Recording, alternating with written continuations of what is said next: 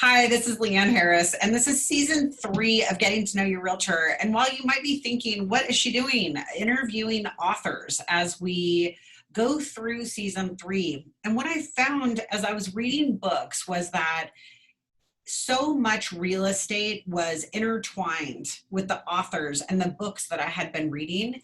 And not only did it help the real estate agents, but it also helped the people that are out there in this crazy market trying to buy and sell houses. And I truly believe that season 3, as you listen in, is going to be helping you to either be a better home buyer or seller or be a better realtor. So today on season 3, we have Mitchell Jackson, and I want to read his bio because I really think this is something you want to listen in on. So Mitchell Jackson actually had a debut novel called The Residue Years. He received wide critical praise. He's the winner of the Whiting Award. His novel also won the Ernest J. Gaines Prize for Literary Excellence and was a finalist for the Center of Fiction. He has the PEN and Hemingway Award for debut fiction, the Hurston and Wright Legacy Award. I mean, this guy, wow, he is just off the charts. His honors include fellowships from the New York Public's Library. He has, he's been in, he's a writer for the New York Times Book Review, Time Magazine, Esquire Magazine, New Yorker, Harper's, New York Times Book Review, the Paris Review, the Guardian, the Washington Post, Harper's Bazaar. If you aren't getting what I'm laying down here, this is the podcast you want to be listening to today. When you hear about Mitchell Jackson, and the award-winning Residue Years, it was his first novel, and then Survival Math, which is what we're going to talk about today. He does come from Portland, Oregon. So if you're a Portland native like I am, you are going to be very intrigued to listen to his challenges in adversity and what he's overcome, and also what housing looked like in Portland in the 50s when his family moved in to desegregate Portland public schools. So listen in as we talk to Mitchell Jackson today. Okay, so Mitchell Jackson, my gosh, look at all the books that you have in the background. We're about ready to talk about how you are an award-winning author, but the first thing that I saw was your books, unlike your brother who has tennis shoes in his background. Yes. Well, I have a lot of tennis shoes too. Even the boxes that he has are the same boxes that I have. So we have that in common. But well, it must be Nike Town. You guys, it's coming from Portland. We're all sneakers. Yeah, maybe it might be. You're right. Actually, I have two pairs of sneakers right here that Well, all right. Well, what I love is you are a Portland native. I'm a Portland native as well. You are currently working in Chicago as a professor. University. Yeah. I work at the University of Chicago. I was at New York University for a really long time. 16 years or so, 17 years maybe, a long time. Yeah. And I went to graduate school there. I moved there in 2002. So 2002 until just last summer, I was in New York, and it felt like a second home. But yeah, I've been in Chicago, which feels weird because we've been in the pandemic and I don't really know Chicago that well. Right. I only know the L train in Chicago, so I can't help you out there. And yeah. That's all I have. Oh wait, I do know deep dish pizzas in Chicago too, because Okay. Well, you know 2 more things than me.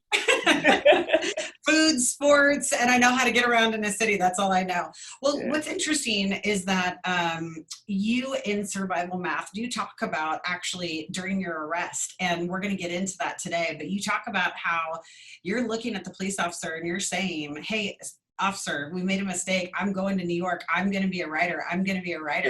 Yeah. And, I'm going to say this to the listeners because I read a lot of books and I really do love getting to know authors, and I like to get to know different styles. But the one thing that the readers need to know about Survival Math is it reads like poetry. Mm-hmm. And you even read your own book on Audible as well. And so when I listened to the way that you weave in words, and it was very different than any book that I've read. And even though it's a memoir and it's about you growing up in Portland, and it really read like poetry to me. So I don't know, that's just from somebody who's not part of the literary world, you know, and yeah, but it was amazing. That's like the highest compliment you can pay me. Oh, good. Okay, well, all right, we're off to a good start today. So, you know, during my podcast, I talk about people that have overcome a tremendous amount of adversity and they've gone on to do these great things. And what I found was people had actually documented it. They became authors and they started writing. And so I want to just jump into what is your, you know, what inspired you to start writing? What was the thing that hit you that said, I want to become an author? Prison. Yeah. I was arrested. I think it was 1997. I went to prison in 1997, and I was there. I was already a college student, so I was at Portland State University. I was studying speech communications only because I didn't know what else I wanted to do. And then when I got there and I was getting towards the end of my sentence, I realized I was going to go back to school, and I just thought, well, how am I going to kind of acclimate to going back and being a student? And I thought I would write, and I said, okay, well, I'll just write my life story down. And I didn't, at that time, I wasn't a reader at all. And we had like a few books on the bookshelf. So I read a couple of books, maybe 2 or 3 books, and then I was trying to decide whether to write it as fiction or nonfiction, which were the only 2 genres that I knew about. And I decided on fiction because I was writing about guys who were still doing some of the things that got me to prison, and I didn't want to get anyone in trouble. So I just started writing fiction. And I love how I like how you, in your book, you go, and I may or may not have. Yeah. Yeah. Like he's still trying not to get anybody in trouble. Yeah. So yeah, when I came home, I had like 60, 70 pages, notebook paper, and I had high hopes, but you know, you come home in prison and all the things, usually, you know, the life inside is not life outside. So things started to change, and I kind of put it away. And I did go back to school, and I ended up getting a degree from Portland State, a bachelor's. And then I was working as a news anchor for Portland People. Ken Body, the news anchor at Coin, longtime news anchor. He used to play basketball with us when I was in high school. And so when I got out, and then because I had the speech communication degree, I was like, okay, I want to be a news anchor. So I called up Ken, and I saw that they had a news internship at Coin, and he got me an internship. So I was there, and I ended up actually getting another job working at KHEU. And I don't know if this anchor is still on, but there's an anchor named Natalie Marmion that had just started at KHEU, and I was her news assistant. And while I was working there, that's where I saw that Portland State was just starting an MFA program, so Master's in Fine Art. And I said, oh, now I can finish that book and go back to school and get a master's. So that's really, I think, the turning point is when I decided to go to school for it. Yeah, I love that. Let's jump back just a little bit, because you actually came from educators. So your family actually moved here from, was it Alabama? Yeah, my great-grandmother moved from Alabama, and she was an elementary school teacher. And she was here to support in desegregation. Is that correct? In the Portland Public Schools? That is true. So tell us a little bit about that part of the book. Well, you know, what's strange is I didn't even know about that part of her history. I mean, I knew that she was a school teacher, but I didn't know the reason that she came back, or not came back, moved to Oregon, was to desegregate schools.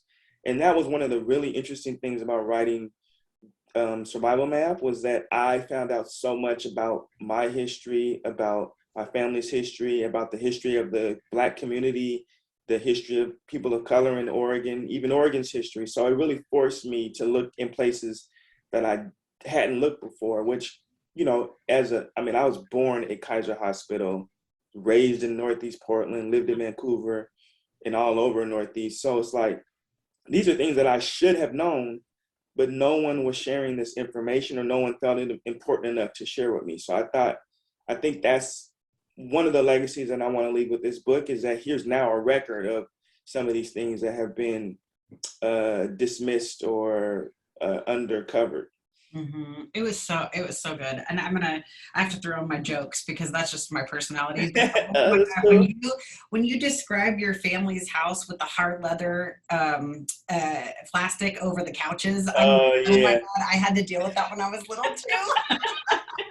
I'm like, yeah. thank God we got rid of I mean, well, I don't know. Maybe there's parents out there that still do that, but that made me laugh. Okay. So let's talk about, and of course, that's just my personality. I'm going to talk about the jokes, but I also want to talk about the very serious stuff about, Portland. And I'm so grateful that you documented it. And obviously here I am, I work in real estate.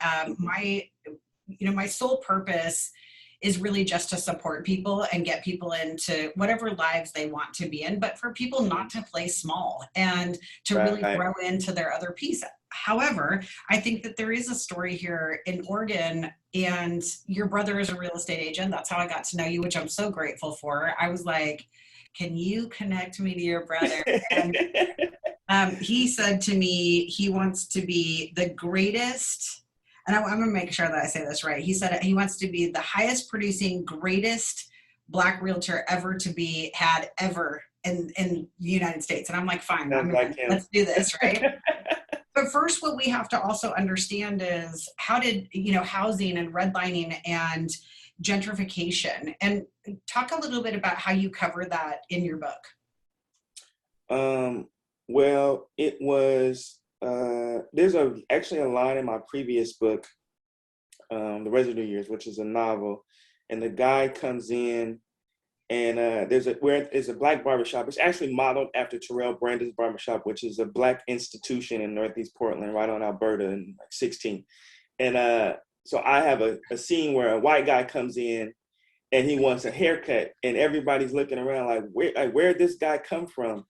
And then someone, I think that the one of the characters mentions the word gentrification in the shop, and they're like, gentrification what?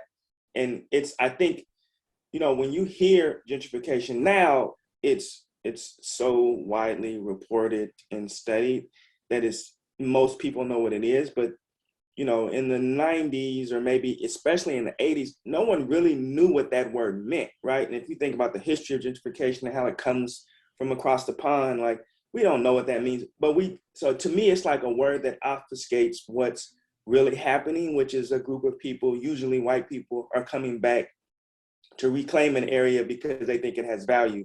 And in order to do that, they have to expel the people that are there, because at one point that area was undesirable, so they let people stay there. And so I think that's also something that I think is important, is like using language which doesn't hide what's happening. Right. Calling it what it is.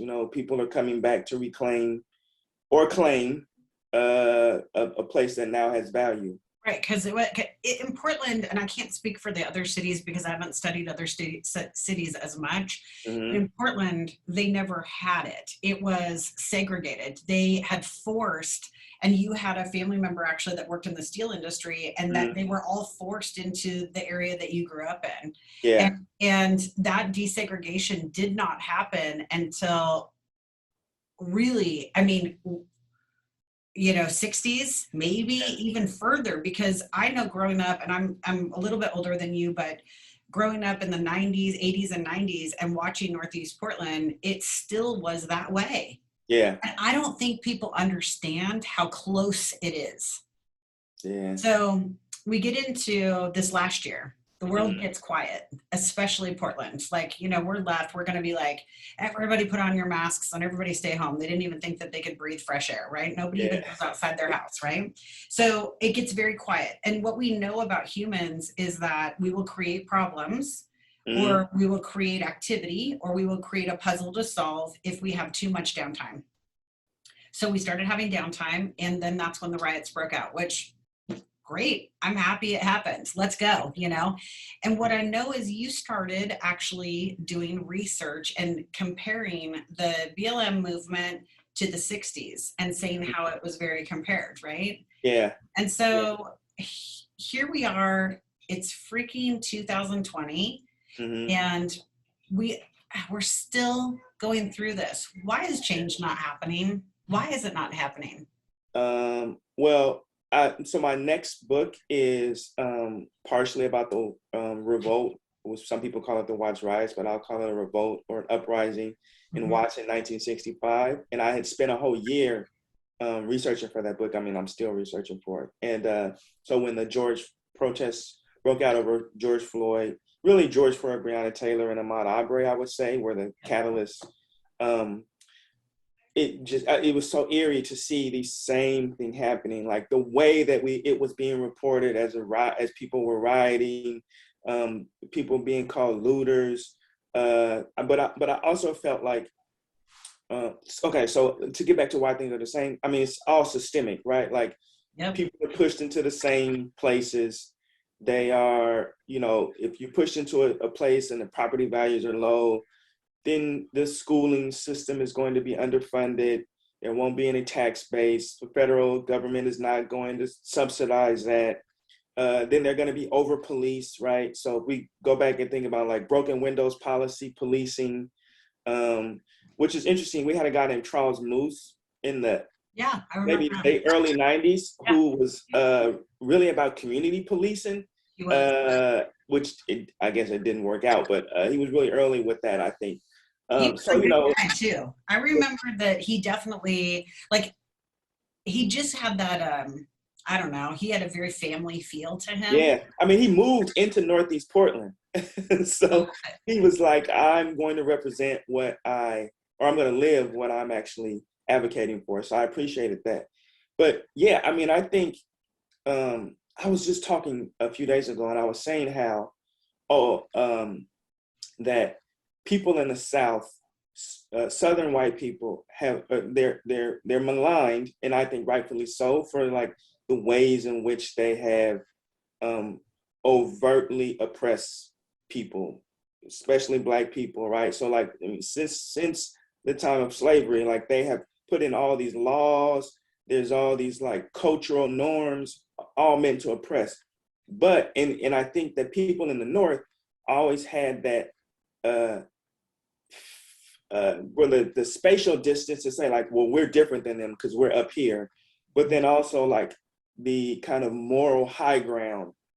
But whiteness is an American idea, so people in the North actually still benefited from what was happening in the South, right? So like, white privilege was not born in the North. White privilege was actually born in the South because they made it in the South. And I think all these years later, if you look at what's happening in the South, where they're changing voter laws, where they're still trying to fight an election that was clearly won by another person, where they're denying what happened in the Capitol Hill riot, like all of those things to me are the idea of the South still trying to assert itself in America. And so all of these other problems are really the result of that one goal, is to keep hold of the power system in America.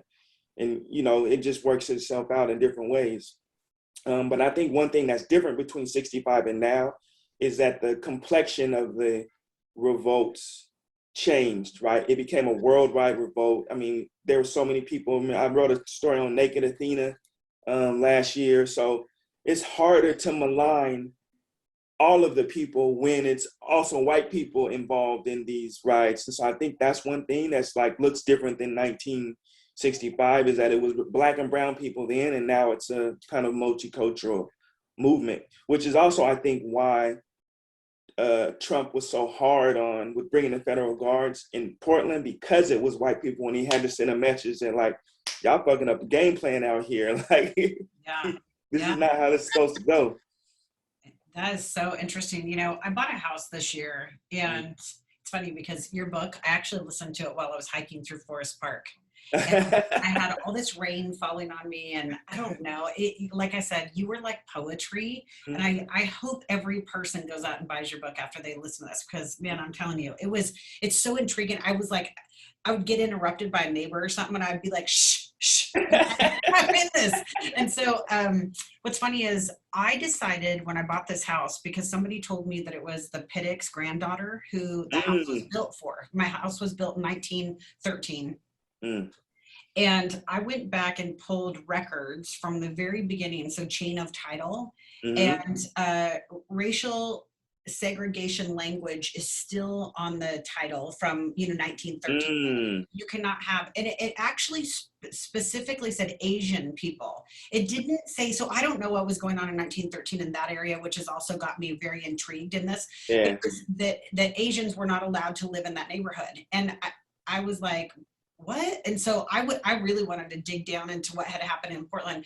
Here's what I love about our neighborhood now, and what you said about the riots have different colors, faces, right? Yeah. Everybody's a little bit different. So now when you drive through our neighborhood, there's Black Lives Matters signs in every single window. And I'm like, things are starting to get a voice. And I love that piece, right? So that language is very interesting to me, that we can still find that when you pull chain of title in homes. Yeah.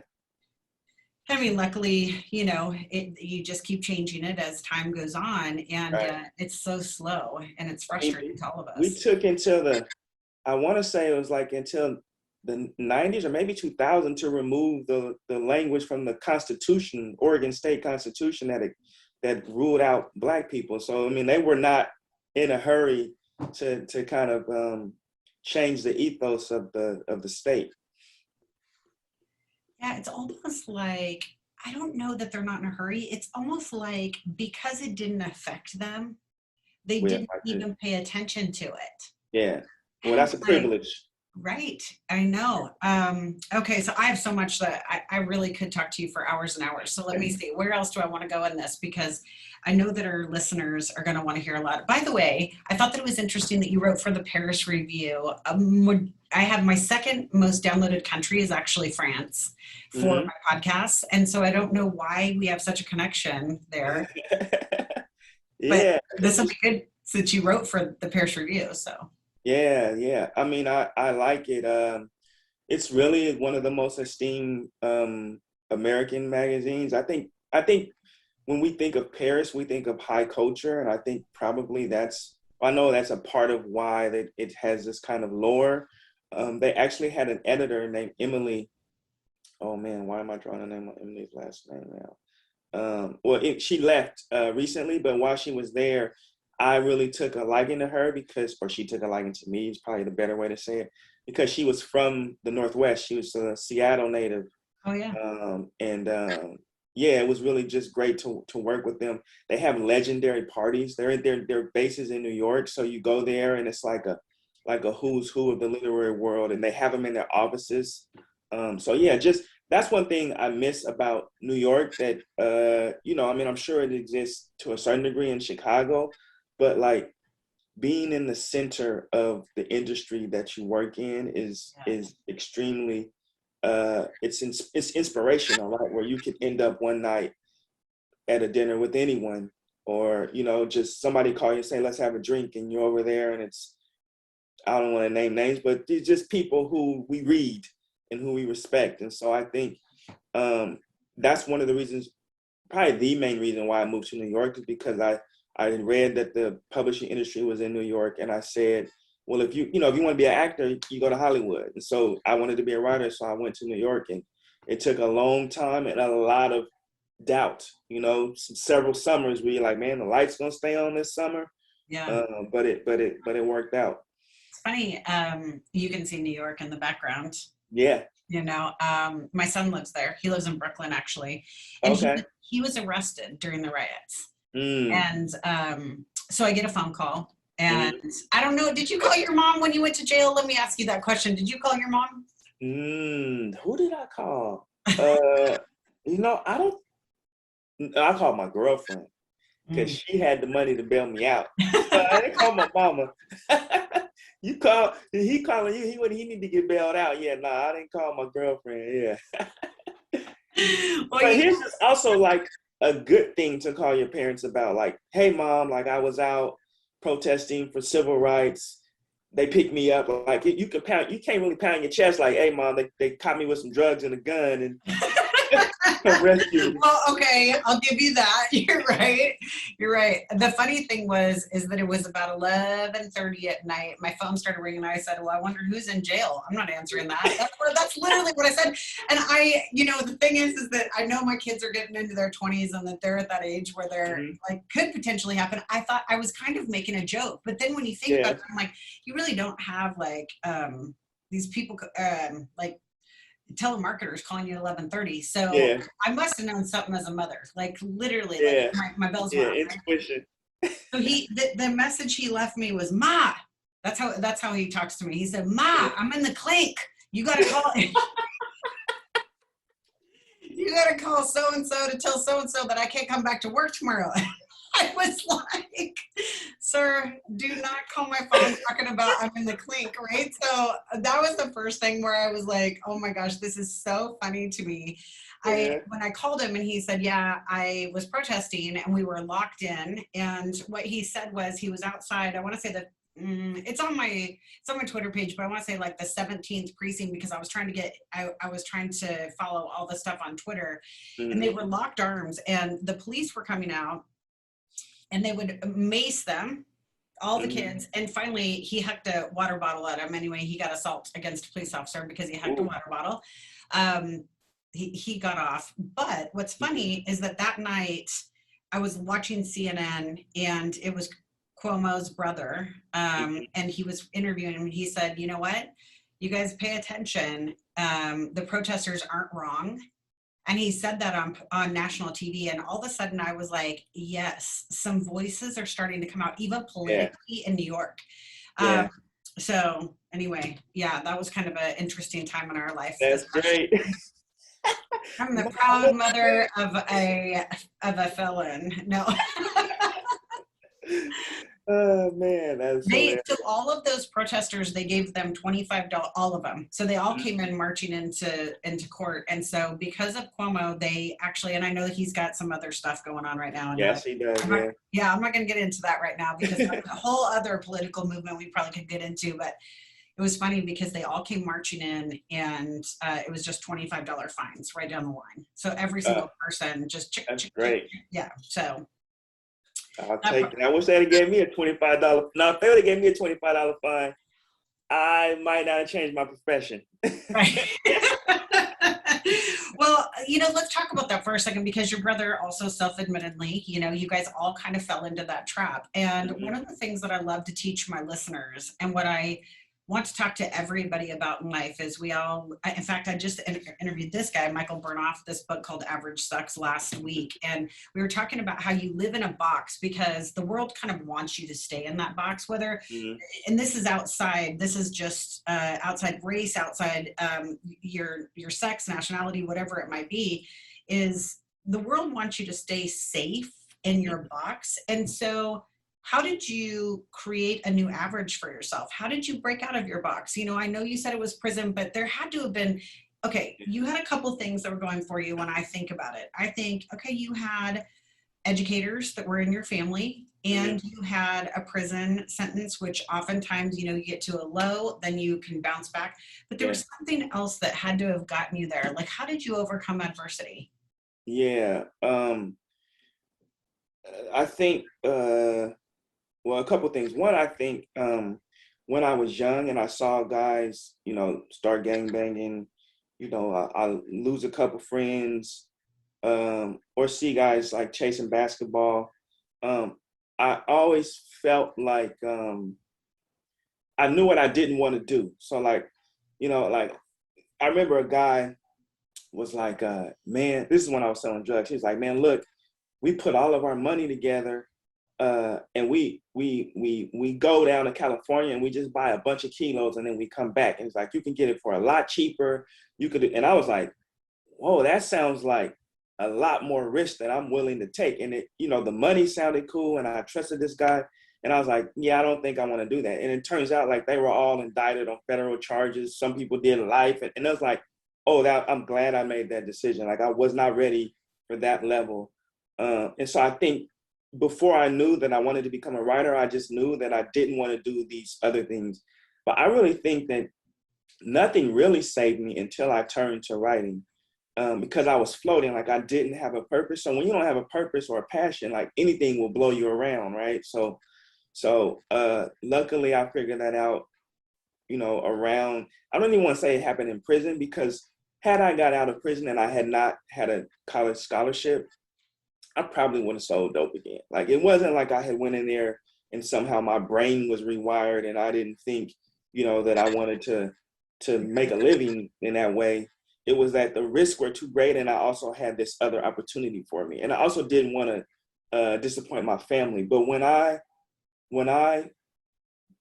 turned to writing and I figured out that I had a talent at it, because also I didn't know what it meant to be a good writer either, right? So people say they want to be a writer. It's hundreds of thousands of writers, but like when I figured out what the metrics were and what the examples were, and I figured out, like I started meeting these people and figuring out like, oh, if you work hard and you do this, you could actually be remembered. And I think that's the thing about writing that maybe most appeals to me is like 20, 30 years from now, there'll be 10 books and people will know what I thought. And, people will know about my kids and my family. And I mean, that's important to me. I know about your Jerry curl being dumped into a pool. So like, Man, I listen, know a lot. that was a traumatic experience. I'm telling you, it was like poetry while I was listening to it, because I was like, oh, and I mean, here's the deal. I know that the hair is an important thing, because as a girl, like, I don't want my hair being wet, right? Yeah, that was, oh man. It was like poetry though. I'm telling you, like, I cannot tell you how much I was into every single word. And so we do know that. a lot about you. And I know I'm making my jokes here, but I swear that was like one of my most favorites. Yeah, people will know about you. They're going to know about your kids, but I think more importantly, people are going to know about history deeper than they knew before. And I love that you're doing so much research. In one of the articles that I read about you, it said that you're not going to bed till 4:30 in the morning because you're researching so deeply. Yeah.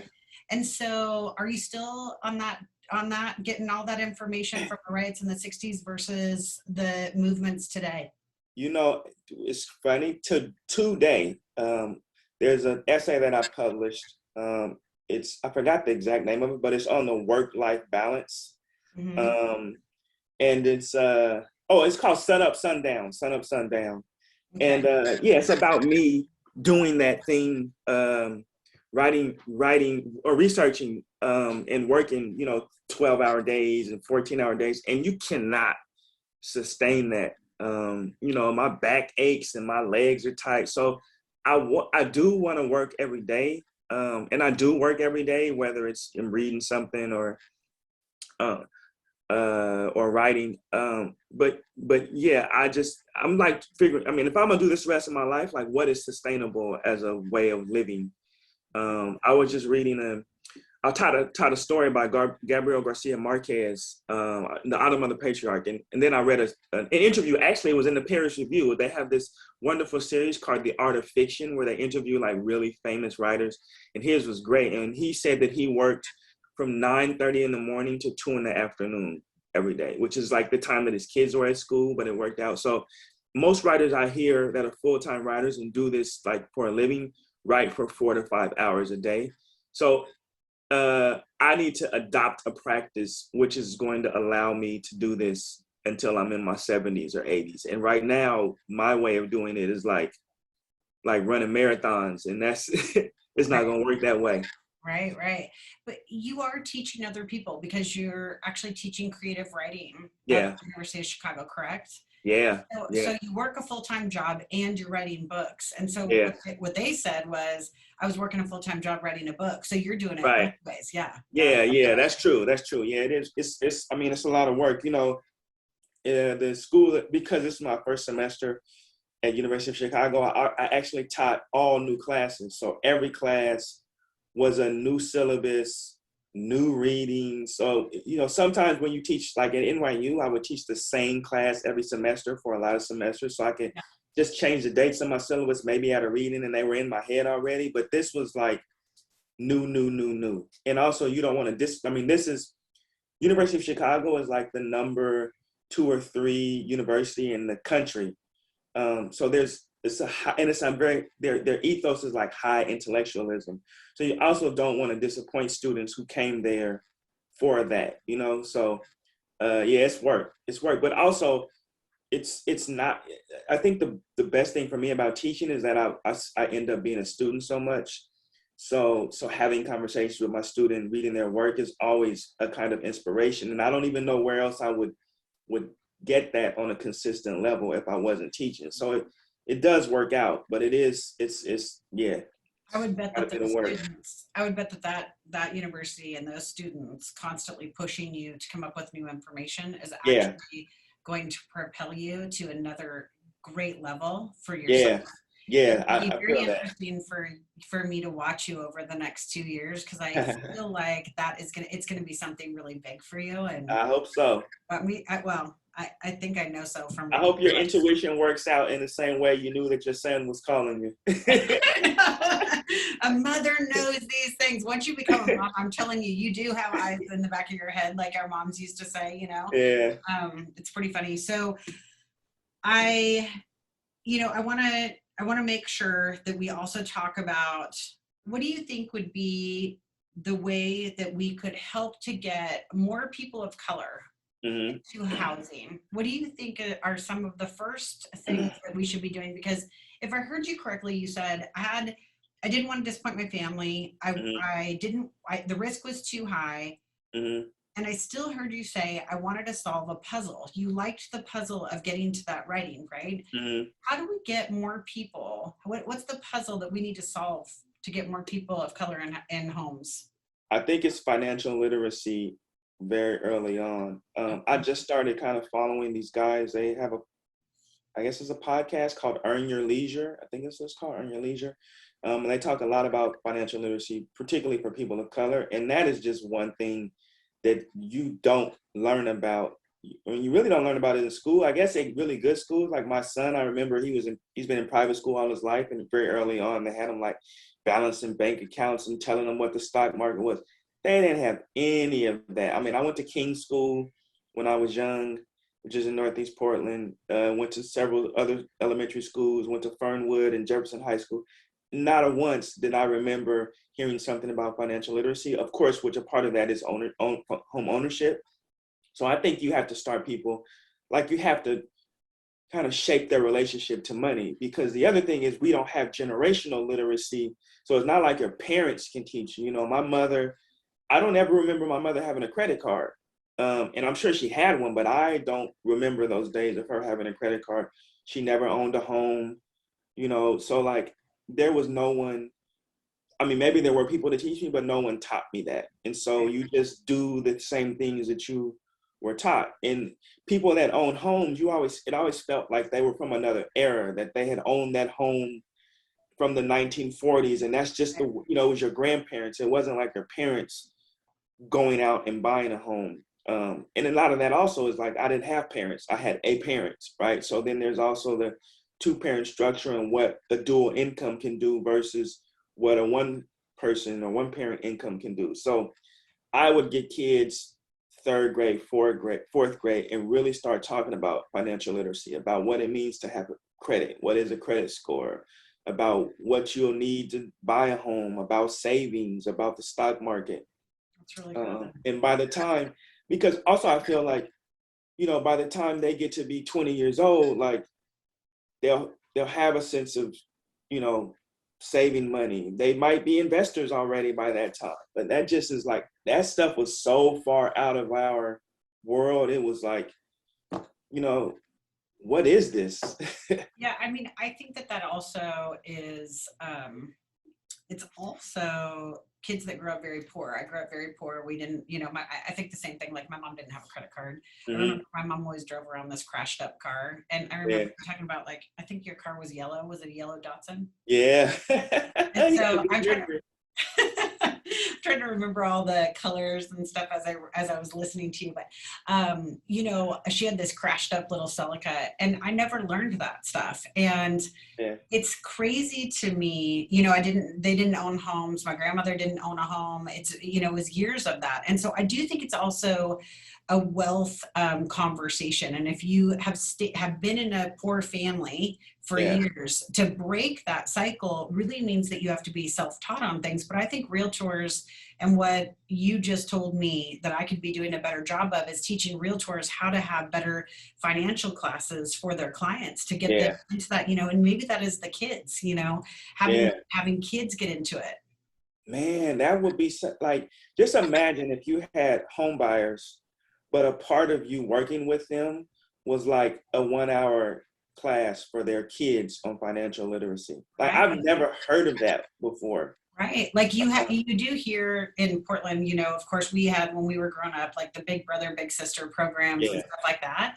Yeah. But what if that was the big sister, big brother program was, we're going to teach you how to get a checking account. Yeah.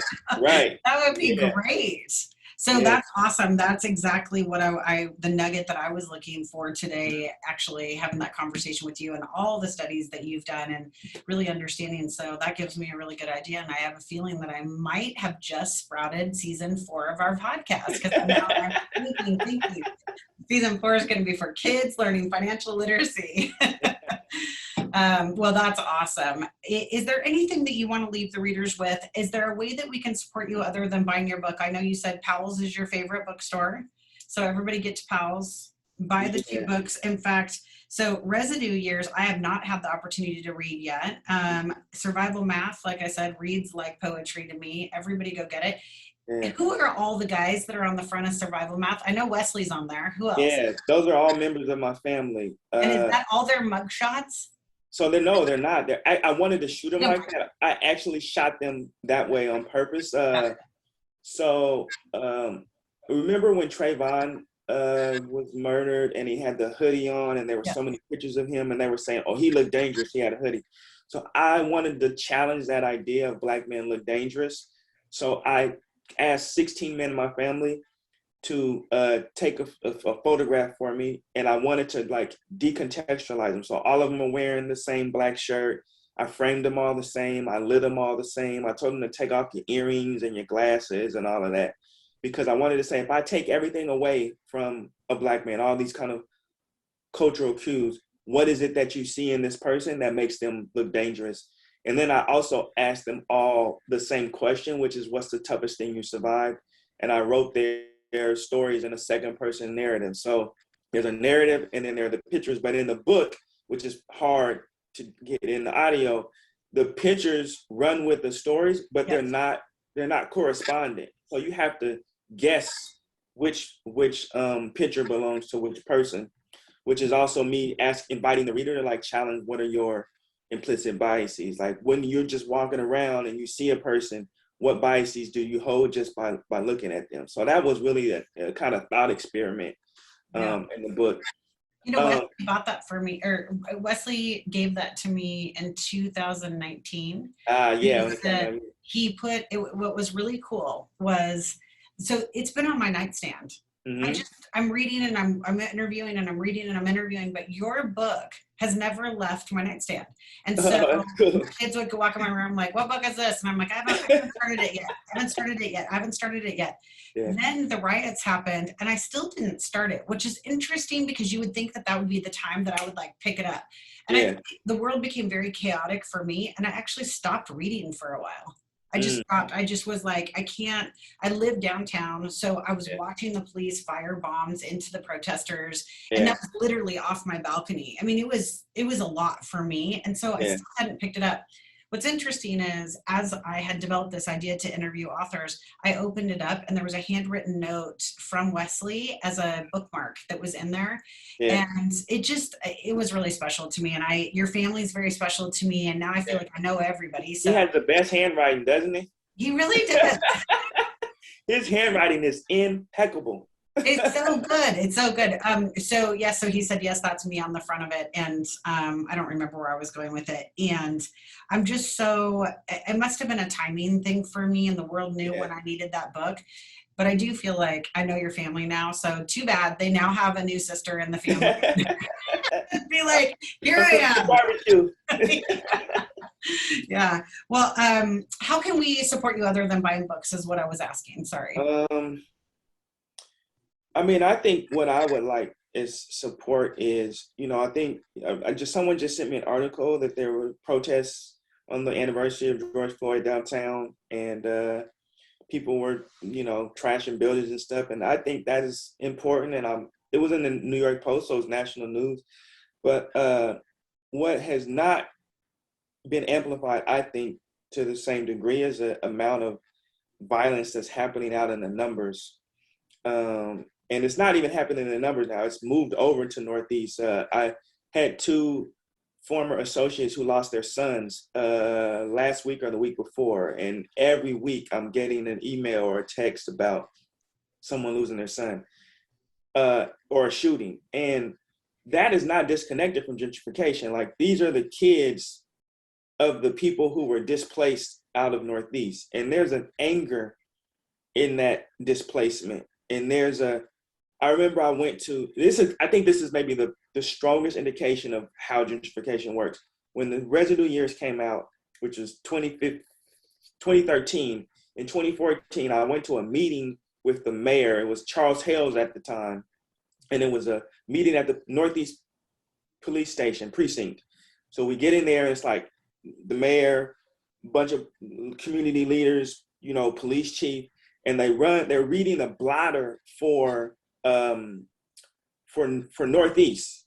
And they're like, yeah, in Northeast, we didn't have there was no violent crimes. There was like one car break-in.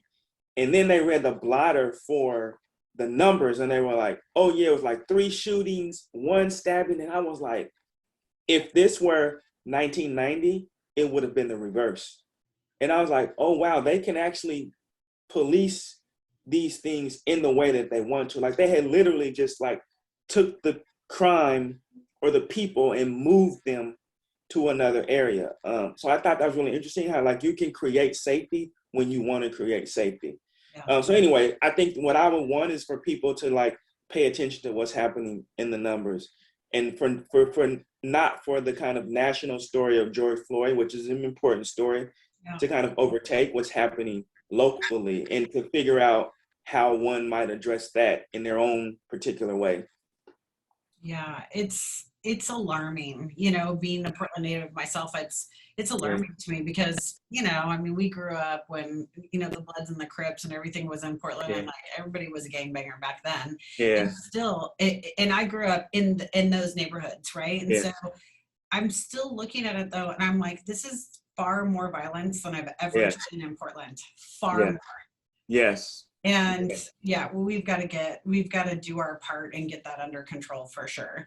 Yeah. I want to leave this on this. And I know, look, this is we're getting into a lot of political things, but you said you don't have a lot of faith in the new president in one of your interviews.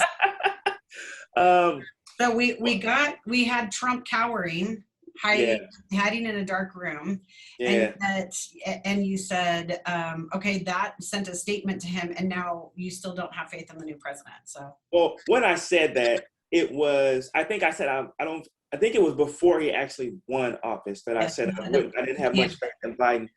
But I think I have little is not the right word. I'm skeptical of Biden because Biden seems to be ignoring the kind of obvious truth, is that when he talks about reaching across the aisle, that is over, right? The Republican Party is not interested in making deals. They're really not even interested in democracy anymore. So and it's clear to me, to anybody who is objectively looking at the way that politics is working now, the partisanship is it's a chasm between these two groups. Like you can't reach across a chasm.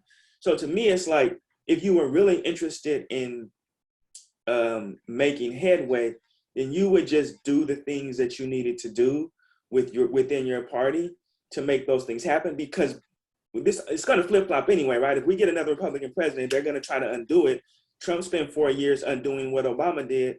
So you might as well just spend 4 years making the most progress that you can and hope that whoever comes in behind you is not able to undo everything. Because these guys are my friends and I've been working in Congress for 30-something years. No, they're not your friends. Clearly, they're telling us, they're testifying that they didn't even have a riot when like everyone in the world saw the footage from that riot. Like they're really, so to me, it's like, how can you have faith in a guy who's not looking at reality? To me, that's like a Yeah, and I mean, person here's who the deal. At the end of the refuses. day, they're not our friends. This should be being Right. ran like a company anyway. I don't care. I have friends too. I'm not going to Yeah. do business with them. Yeah, You know what exactly. I mean? Exactly. So, Yeah.